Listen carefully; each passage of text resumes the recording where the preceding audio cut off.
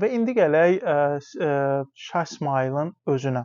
Şah İsmayılın düzdür, yanına qoşulanlar arasında türklər olubdur. Bunu danmaq olmaz. Yəni bu əsasən də Bektaşi sufilərin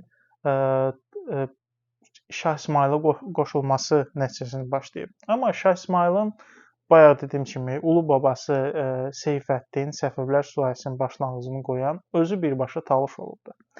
Həmçinin Şah İsmayılın özünü qoruyan Talışlar olubdur. Yəni o uşaq vaxtı Talışlar tərəfindən gizlədilib, onun öldürülməsinə mane olunubdur və Talışlar tərəfindən böyüdülübdür, Ərdəbil və ətrafında böyüdülübdür. Yəni Talışların çoxluq olduğu bir yerdə böyüdülübdür.